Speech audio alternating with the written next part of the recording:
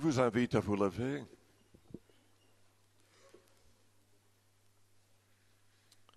Je vais lire un passage qui se trouve dans l'Épître aux Romains, au chapitre 8,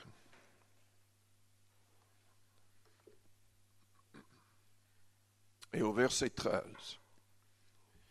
Romains 8 au verset 13.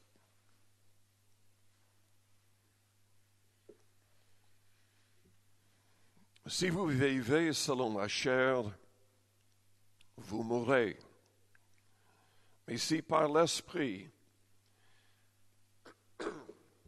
vous faites mourir les actions du corps, vous vivrez. Car tous ceux qui sont conduits par l'Esprit de Dieu sont fils de Dieu.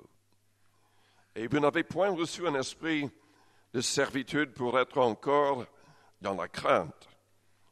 Mais vous avez reçu un esprit d'adoption par lequel nous crions « Abba, Père ». L'Esprit lui-même rend témoignage à notre esprit que nous sommes enfants de Dieu. Amen. Père Céleste, nous te louons, nous te bénissons ce soir. Que cette parole pénètre nos cœurs et nous transforme.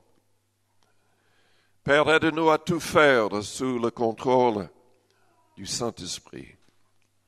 Aide-nous à être victorieux dans tous les domaines. Au nom de Jésus. Amen. Vous pouvez vous asseoir.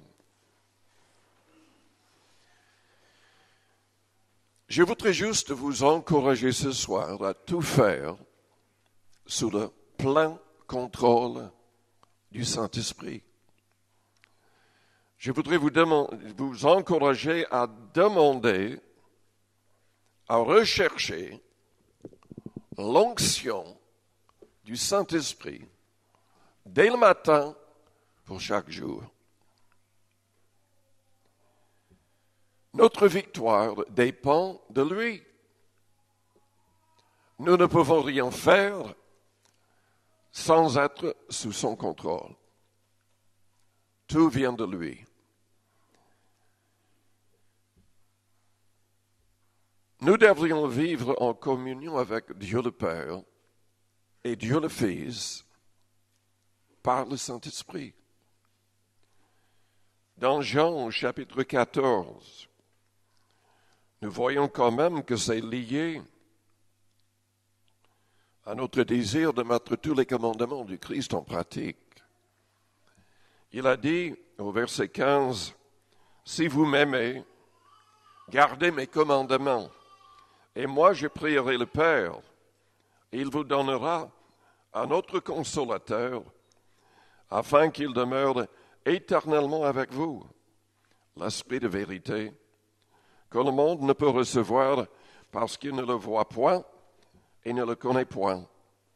Mais vous le connaissez car il demeure avec vous, et il sera en vous. Je ne vous laisserai pas orphelins, je viendrai à vous. » Quand il a dit « il demeure avec vous », il parlait peut-être du fait qu'il était lui-même avec ses disciples. Il demeurait avec ses disciples.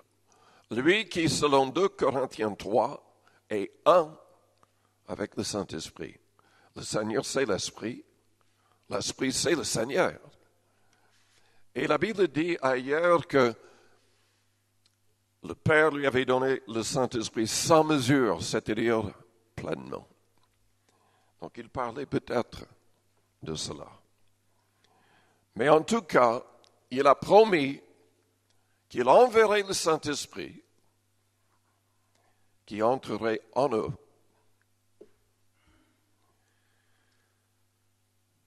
Au verset 21, il a dit « Celui qui a mes commandements et qui les garde, c'est celui qui m'aime. Et celui qui m'aime sera aimé de mon Père. Je l'aimerai et je me ferai connaître à lui. » Jude, non pas Iscario lui dit, Seigneur, d'où vient que tu te feras connaître à nous et non au monde? Jésus lui répondit, si quelqu'un m'aime, il gardera ma parole et mon Père l'aimera. Nous viendrons à lui et nous ferons notre demeure chez lui. Celui qui ne m'aime pas ne garde point mes paroles. Et la parole que vous entendez n'est pas de moi, mais du Père qui m'a envoyé. Pour être pleinement sous le contrôle du Saint-Esprit, nous devons passer suffisamment de temps dans la parole. Cherchons à comprendre pleinement les commandements du Christ pour les mettre en pratique. Je suis un peu fatigué ce soir parce que je crois que j'ai passé plus de 100 heures sur l'Internet avec toutes sortes de personnes qui répandaient de fausses doctrines, avec des musulmans, parce que je me suis placé sur un site Convertir à l'islam. Et je les embête. Et je me suis dit, mais ils n'écoutent pas. Mais j'avais tort, parce que déjà, quelqu'un m'a contacté disant qu'il voulait que je lui écrive en privé. Il m'a donné son adresse email. Il habite à Abidjan. Priez pour cette personne. Une autre personne à Nantes qui dit qu'elle va venir sur Paris et elle voudrait se faire baptiser. Donc ça vaut la peine de prendre du temps cherchant les âmes.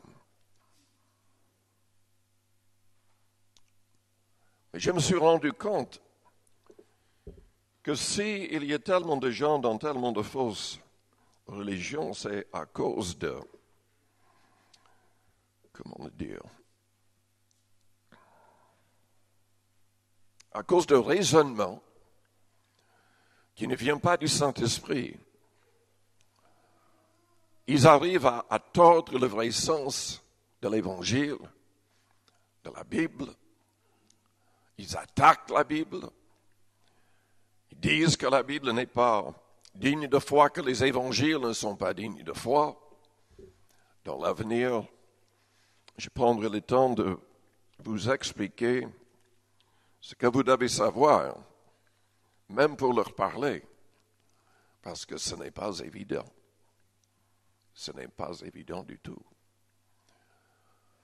Et parce qu'ils sont tellement rusés, tellement endoctrinés, et parce qu'ils connaissent la Bible mieux que la vaste majorité des chrétiens, ils sont en train de faire beaucoup de convertis. D'après certains, enfin, j'ai lu un article dans un journal américain qu'il y a au moins 20 000 qui se convertissent en Amérique chaque année. Enfin, c'est peut-être peu en comparaison avec les gens qui acceptent le Christ, mais je me suis rendu compte qu'ils connaissent la Bible, beaucoup d'entre eux en tout cas, mieux que les chrétiens. Et il faudrait que les chrétiens se lèvent, étudient la parole sous l'onction du Saint-Esprit pour savoir répondre.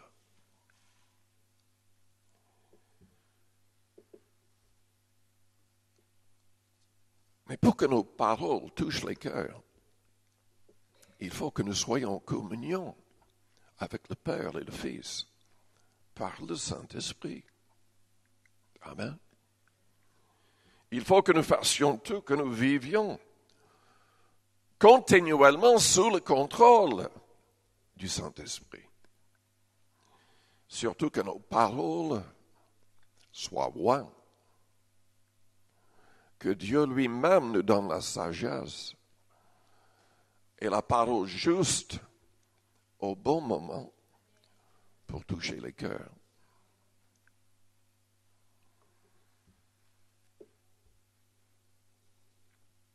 Selon la Bible, nous devons veiller sur nos paroles, car selon Éphésiens 4, verset 29, nous pouvons attrister le Saint-Esprit si nous ne veillons pas sur nos paroles.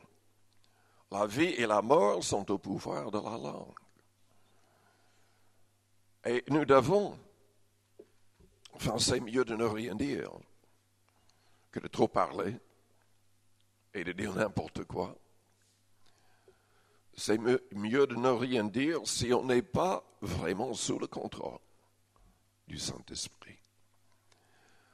Dieu désire que toutes nos paroles communiquent une grâce à ceux qui nous entendent. Que quelque chose, une grâce, quelque chose qui soit inspiré par le Saint-Esprit pour aider les autres.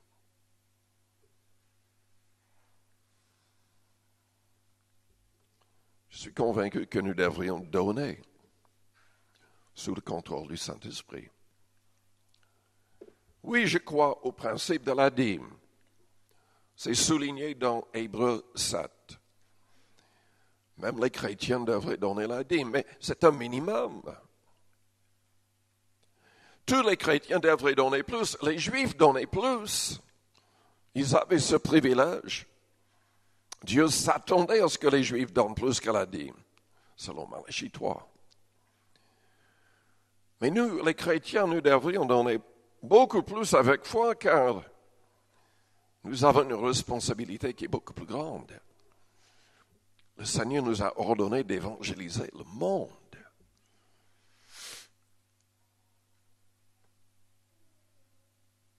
Je ne vais jamais dire à qui que ce soit combien cette personne devrait donner plus que la dîme. La dîme, c'est 10%. Mais si on est sous le contrôle du Saint-Esprit, il peut nous dire combien nous devrions donner.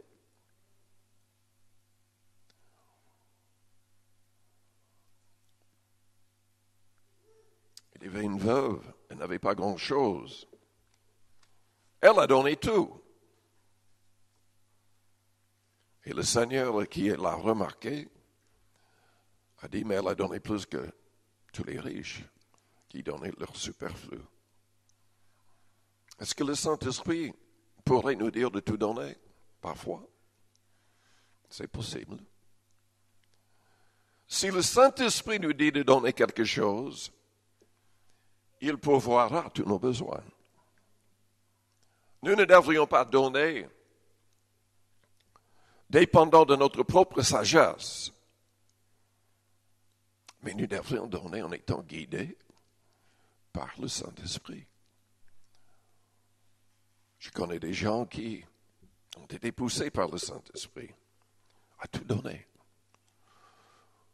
à faire des dons vraiment énormes, et Dieu leur a donné en retour de manière miraculeuse. Ça ne marchera pas si on n'est pas dirigé par le Saint-Esprit. Il y a tellement de besoins dans le monde. Tellement de besoins. Et malheureusement, nous pouvons tous être trompés par le diable. Nous pouvons nous attacher trop à l'argent. Je lisais, je ne sais pas si je l'ai partagé avec vous, mais je lisais où le pasteur Peter Marshall était responsable d'une église à Washington. Il y a très longtemps. Ses messages sont célèbres dans des livres et tout. Mais à l'époque, il prêchait et une personne qui était membre de l'église lui a dit, mais j'ai un grand problème. J'ai donné la dîme, mais maintenant j'ai vraiment un problème pour la donner. Quand je gagnais 50 000 par année, je n'avais aucun problème. Mais maintenant, j'ai gagné 500 000 par an. Et donner la dîme de ça, c'est trop.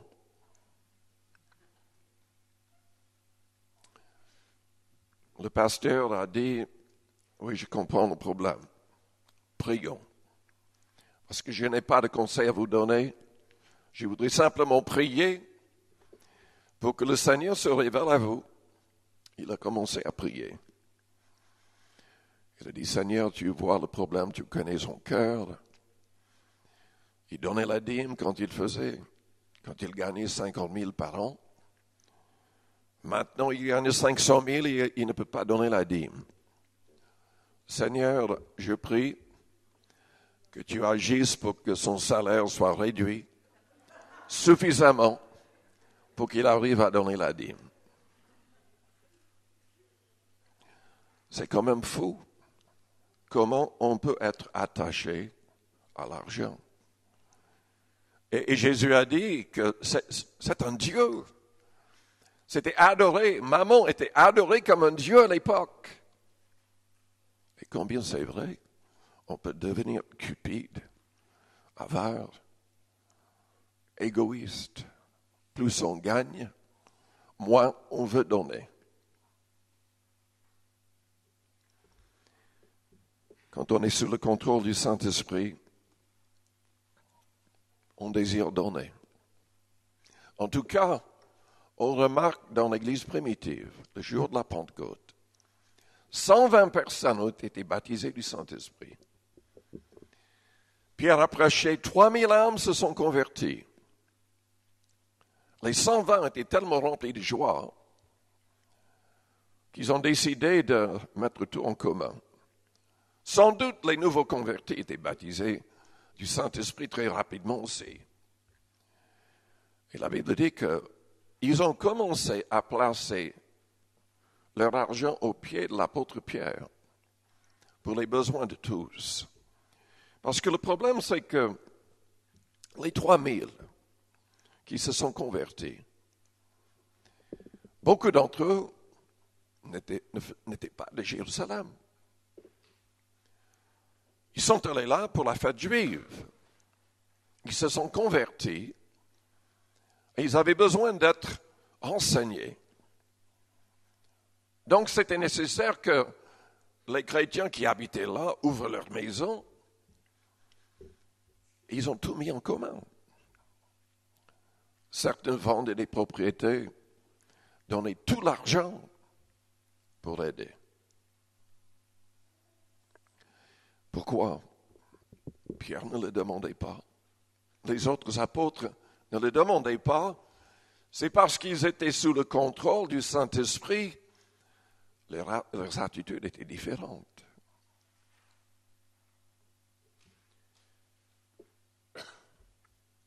Nous devrions aimer sous le contrôle du Saint-Esprit. Comment aimer pleinement, sinon? Les premiers chrétiens donnaient leur vie. Ils étaient persécutés, ils étaient haïs par tout le monde, par toutes les nations. Comment aimer dans un tel contexte? Mais la Bible dit dans Romains 5 au verset 5 que l'amour de Dieu est répandu dans nos cœurs par le Saint-Esprit qui nous a été donné. Et Paul a souligné la réalité que si lui-même arrivait à continuer, il faut comprendre, Paul a été flagellé, battu de verge, 5 fois. 5 fois. On ne se récupère pas de ça. Les marques qu'il avait subies étaient toujours là. Et il avait des douleurs. Il a fait allusion à cela dans ses épîtres. Il souffrait beaucoup avec tout cela. Il était lapidé même. Vous le croyez qu'il était mort. Il avait tellement de gens contre lui, même les gens qui se disaient chrétiens. Il était souvent en prison. Comment est-ce qu'il est arrivé à rester debout? par le Saint-Esprit. Il a dit dans Corinthiens 14, « Je remercie Dieu de ce que j'ai pris en langue, plus que vous tous. » Il était rempli du Saint-Esprit, il faisait tout pour rester rempli du Saint-Esprit. Je rends grâce à Dieu de ce que je parle en langue, plus que vous tous. Il y avait du désordre dans l'Église à Corinthe. Les chrétiens venaient dans les assemblées, priaient à haute voix en d'autres langues. Ils n'accomplissaient rien. Paul a dit, mais ne priez pas à haute voix dans les assemblées. C'est pour votre recueillement personnel. Ne priez pas à haute voix, à moins de donner l'interprétation pour que tout soit édifié. Écoutez-moi bien. Tous les chrétiens ont besoin de parler en langue, sans exception. Paul a dit dans Corinthiens 14, « Je désire que vous parliez tous en langue. » Donc ça signifie pas uniquement que c'est possible, mais que c'est voulu. C'est la volonté de Dieu. Mais il voulait que les gens aillent encore plus loin pour que tous, sans exception, prophétisent. Il est dit dans Corinthiens 14.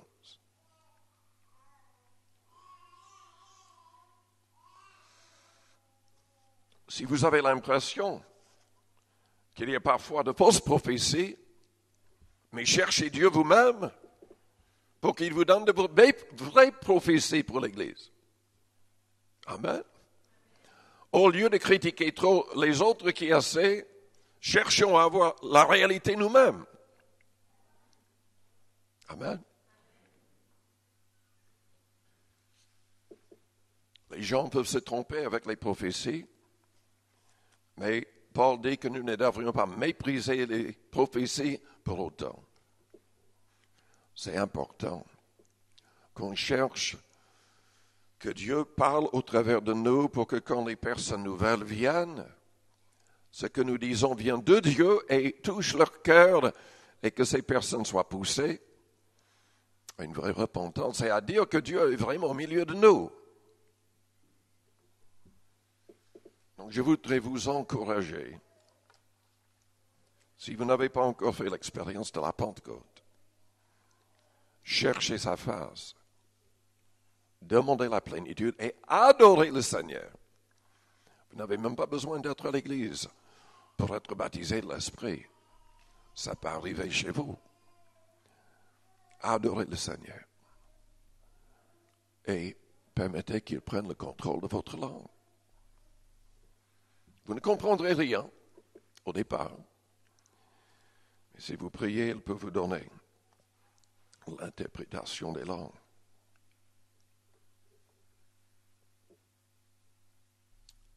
Soyons toujours sous le contrôle du Saint-Esprit afin de vaincre le péché. Dieu désire que nous soyons saints. Soyez saints, car je suis saint. Ce n'est pas possible à moins d'être pleinement sous le contrôle du Saint-Esprit. Soyons sous le contrôle du Saint-Esprit. Cherchons la plénitude pour qu'il y ait des miracles. Pour qu'il y ait des miracles. Vous savez, les musulmans sont aveuglés par des menteurs. Des menteurs. Je regarde les vidéos, ce qu'ils sont en train de dire. Ils tordent la vérité. Et les musulmans acceptent cela, croient que c'est la vérité. Ils démonissent la Bible, les évangiles, disent des choses qui sont fausses, de A à Z, mais les gens avalent tout cela. Qu'est-ce que je leur ai dit? Ils n'acceptent pas du tout les écrits de Paul. Ils n'acceptent pas du tout les 4 évangiles. Vous ne pouvez même pas leur parler avec le Nouveau Testament. Ils rejettent tout en bloc. critique Paul en disant qu'il n'avait même pas vu Jésus. Ce n'était pas un apôtre. Qu'est-ce qu'on peut leur dire? Ce que je leur ai dit, c'est que c'est très clair que Paul a été contacté directement par le Christ. Il a reçu l'Évangile par le Christ. 3 années après, il est allé voir Pierre et Jacques, selon Galates 2, pour être sûr qu'ils ne se trompaient pas. Et les apôtres étaient pleinement d'accord avec ce qu'ils prêchaient. On peut lire dans la 2e épître de Pierre, où Pierre a dit que les écrits de Paul étaient au même rang que toutes les autres écritures dans la Bible, inspirées par Dieu. Mais j'ajoute toujours ceci. Dieu lui-même a confirmé la parole de Paul en lui donnant des miracles extraordinaires, selon Acte 19. Dieu lui-même, le Seigneur Jésus-Christ lui-même, a confirmé la parole de Pierre en lui donnant des miracles extraordinaires, des morts ressuscités, des malades guéris par son ombre. Et j'ai dit, Jésus-Christ avait promis dans Marc 16, au verset 17 à 20, de confirmer sa parole par des signes, des prodiges et des miracles, pour confirmer sa parole. Pour confirmer la parole. Les amis, nous avons besoin de recevoir, de réclamer les miracles pour que la parole soit confirmée, pour que les gens soient convaincus. Je leur dis, mais où sont les miracles dans l'islam? Il n'y en a pas. Parce que vous ne servez pas le vrai Jésus de la Bible. Vous dites que vous aimez Jésus, mais ce n'est pas le Jésus de la Bible. Votre Jésus n'est pas mort, il n'est pas ressuscité. Sa parole dans le Coran n'est pas la parole de Jésus, du vrai Jésus. Le vrai Jésus confirme sa parole par des miracles. Amen. Et nous devons être sous le contrôle du Saint-Esprit. Nous devons croire aux miracles. Nous devons réclamer des miracles pour que les gens qui se trouvent dans de fausses religions soient convaincus. Les premiers chrétiens comprenaient cela.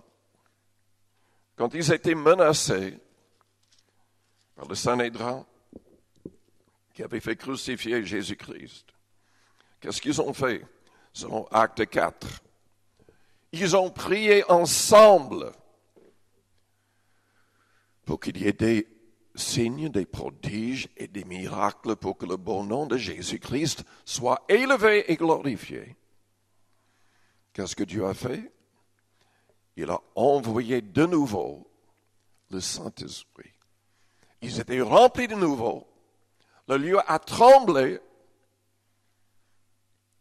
Dieu désire agir par son esprit.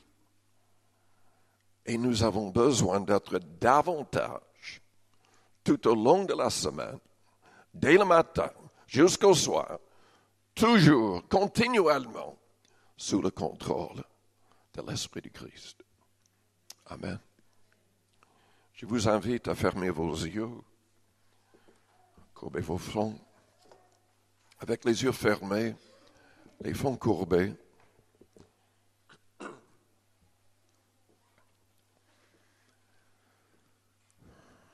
Je ne vais pas donner d'appel, en fait.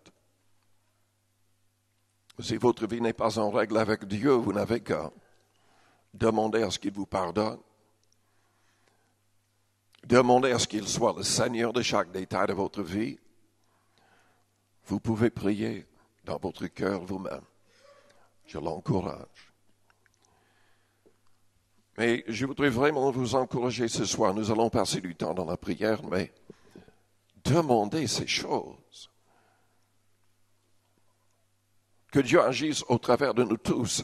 qu'il agisse dans l'Église et en dehors de l'Église, qu'il y ait la puissance du Saint-Esprit à l'action en tout temps. Amen. Élevons nos mains, élevons nos voix. Prions librement pour que Dieu agisse. Merci Père Céleste pour ta parole. Aide-nous à recevoir la plénitude de ton amour, la plénitude de ton esprit. Seigneur, aide-nous à marcher selon l'esprit. Prends le contrôle de notre cœur, de nos pensées, de nos paroles, de nos actions, de nos réactions. Que Jésus-Christ soit glorifié par nos vies. Au nom de Jésus, Père, nous te le demandons. Alléluia. Alléluia. Gloire à toi, Seigneur.